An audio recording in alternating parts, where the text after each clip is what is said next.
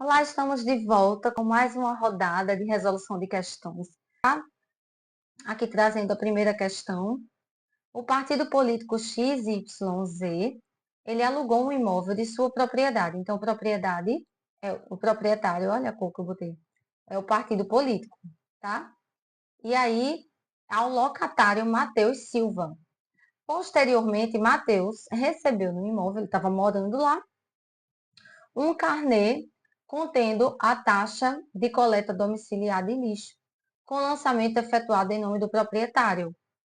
E aí, se eu tivesse na prova, eu já botava aqui para lembrar, ó. Proprietário é um partido político, certo?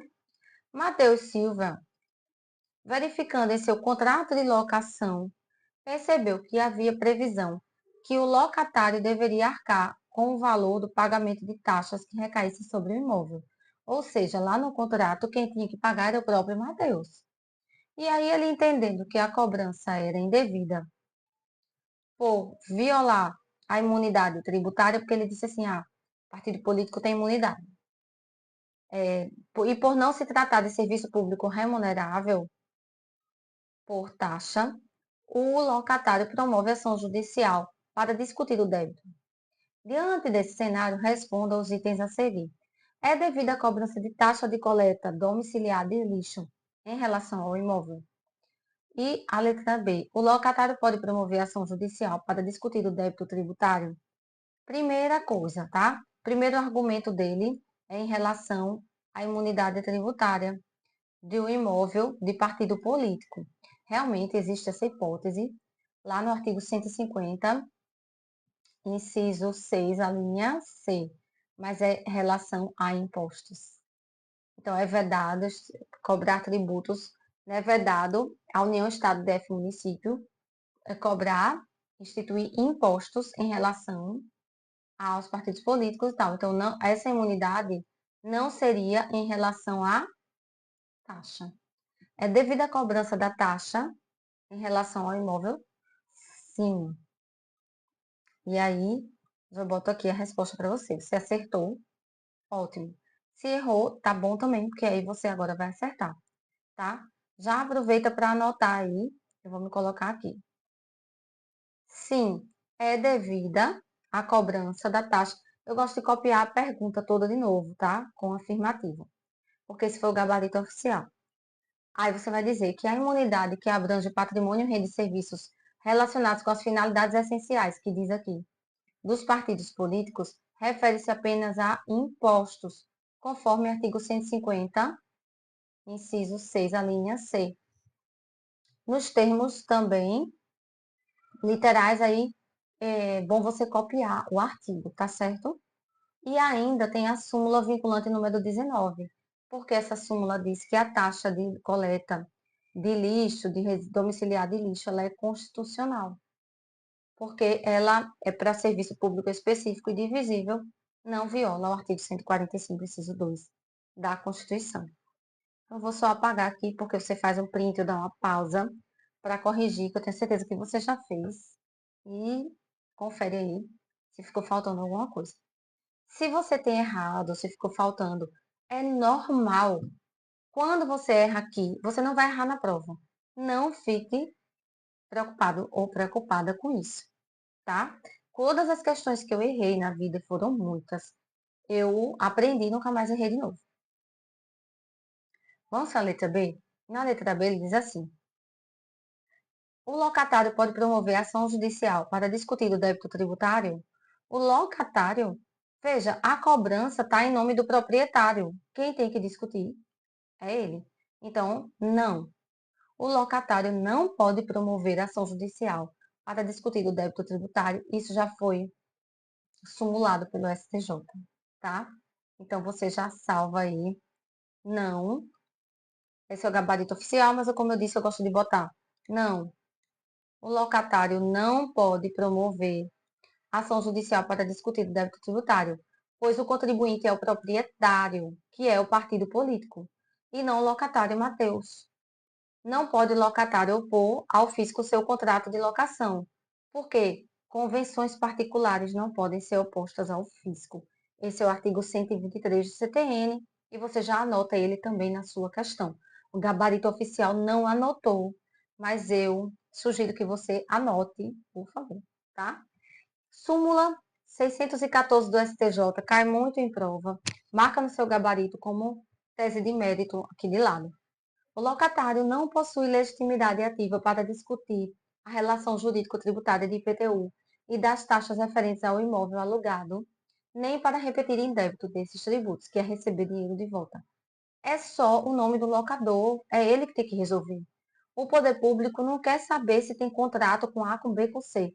Ele está vendo quem é que está lá como proprietário na inscrição imobiliária, quem é que está devendo, é você que tem que discutir.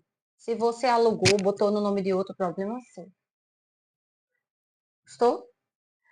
Vamos para a próxima questão. Aqui. Essa aqui também é uma questãozinha boa. Calçados Couro Bom Limitada remeteu por meio de veículos próprios diversas caixas de sapato de uma para outra de suas lojas. Então, vê, não houve mudança da titularidade. É da loja da mesma pessoa, Calçados Couro Bom Limitada. Então, não tem problema nenhum aí em relação a isso. Contudo, os veículos foram parados pela fiscalização tributária estadual e, não tendo sido emitida nota fiscal das mercadorias transportadas, houve uma autuação pelo fisco que cobrou o ICMS, bem como a multa pela ausência de nota fiscal, com base em legislação estadual que impede a circulação física de mercadoria desacompanhada de nota fiscal. Diante desse cenário, responda os itens a seguir. Está correto o fisco estadual em cobrar ICMS nessa operação? Não, porque houve somente circulação física. Não houve mudança da titularidade das mercadorias, tá? Deixa eu ver se eu fiquei na frente aqui, para você dar uma olhadinha. Bom, então na letra A, não, né? Não está correto, não era para cobrar, porque a mera circulação física de mercadorias de um estabelecimento para o outro, do mesmo titular, não gera incidência de ICMS. Só gera incidência de ICMS a mudança de titularidade. Não há transmissão de posse ou de propriedade de bens. Súmula 166 do STJ. Então, mais uma questão com súmula, marca do seu vale-meco com o clipe. Não constitui fato gerador do ICMS o simples deslocamento de mercadoria de um para outro estabelecimento do mesmo contribuinte. Ok? Essa questão é recorrente, tá, gente? Então, assim, é uma questão fácil, cai muito em prova. Agora você já sabe. Letra B. Está correto o fisco estadual em multar a sociedade empresária por ausência de nota fiscal? Sim, está correto. O Estado pode instituir obrigação tributária acessória para viabilizar o exercício do poder dever fiscalizador da administração. Então, ainda que ele seja o mesmo titular, não tenha circulação física, ele não é devedor do tributo, não tem incidência de tributo. Mas, ó, artigo 115, 175, parágrafo único, ou 194, parágrafo único, ou 113, parágrafo 2º e 3º, todos do CTN. Aí eu coloquei aqui para vocês, ó. O fato gerador da obrigação acessória é qualquer situação. Na forma da legislação, impõe a prática de ato ou abstenção, né, de ato que não configure a obrigação principal. Então, sim, o fisco está certo, ele pode cobrar nota fiscal. Se você não viu que era o artigo 115 do CTN, você poderia botar o 175, parágrafo único. E aí, qualquer um deles que você colocar, você vai copiar, não esquece isso, por favor, tá? O 175, parágrafo único, que você copiaria, ele diz assim: a exclusão do crédito tributário não dispensa o cumprimento das obrigações acessórias. Mesmo que ele não tenha que pagar, ele vai ter que cumprir as obrigações acessórias. Bom, poderia ser também o 194, parágrafo único. Todos dizem a mesma coisa. A legislação a que se refere este artigo aplica-se às pessoas naturais ou jurídicas, contribuinte ou não, inclusive as que gozem de obrigação tributária e isenção do caráter pessoal. E o 113, parágrafo 2º e 3º, que seria o mais óbvio, porque é o que fala diretamente de obrigação acessória, tem por objeto as prestações positivas ou negativas nelas no interesse da arrecadação. E se ele não cumprir a obrigação acessória, ela vira obrigação principal, que é multa, penalidade pecuniária. Tá? Então, você poderia colocar qualquer um desses. Eu vou ser bem sincera, eu iria direto para o 113, que fala de obrigação tributária, e colocaria lá os parágrafos 2º e 3º, na fundamentação. Mas você poderia utilizar todos esses, então já marca no seu vademecum de lado. Todos esses. Gostou? Aqui ficou letra A, aqui é letra B, tá? Botou letra A de novo, letra B. Vamos para a próxima questão. Terceira questão. A Sociedade Empresária Faz Tudo Limitada é executada em 2022 pelo município Alfa por dívida de ISS referente ao ano de 2021. Não tendo apresentado defesa, então, ó, eu já gosto de fazer um tracinho, execução fiscal, tá? Em 2022. A dívida do ISS é de 2021. Não apresentou defesa, nem tem bem para penhorar, nem encontrado sócios administradores. A ação de execução fiscal foi redirecionada em face de um único sócio cotista minoritário, Joaquim da Silva, sobre o grupo Joaquim. 3 meses após a intimação e a inclusão de Joaquim no polo passivo, ele contratou você para defendê-lo, como advogado ou advogada, e informa que nunca exerceu ou participou da administração das Faz Tudo Limitada, sendo mero cotista desde a constituição da sociedade, conforme cópia do contrato social que ele lhe entrega, e não dispõe de recursos financeiros para quitar a dívida. Isso aqui, ó, já não cabe em embargos à execução. E nem para garantir juízo, ele não tem dinheiro. Diante desse cenário, responda aos itens a seguir. Letra A. Indique a peça processual cabível nos autos dessa ação de execução fiscal para defender os interesses do executado. Tá?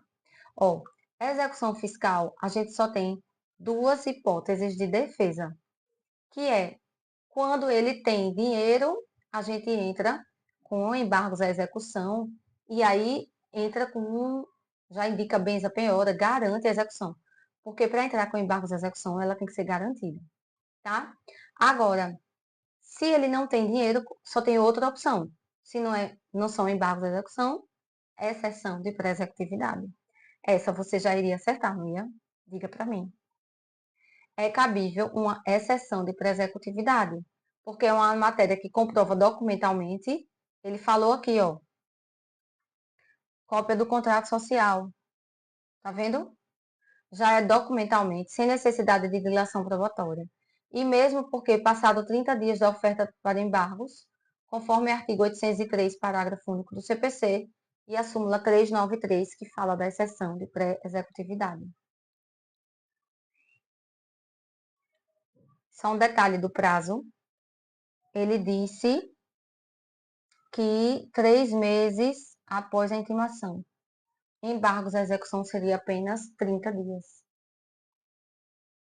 Questão ótima, tá, gente? Muito legal mesmo. Rezar para cair uma dessa na prova. Muito. Que fundamento jurídico será possível para apresentar a defesa do executado? Ele não é sócio administrador. Ele é só um mero sócio cotista minoritário. O pobre do Joaquim. Então, mero sócio cotista minoritário, não é diretor, gerente ou representante da sociedade. Não responde pessoalmente pelos seus créditos por falta de poder de decisão. Artigo 135, inciso 3 do CTN. Tá? Bons estudos, até a próxima aula.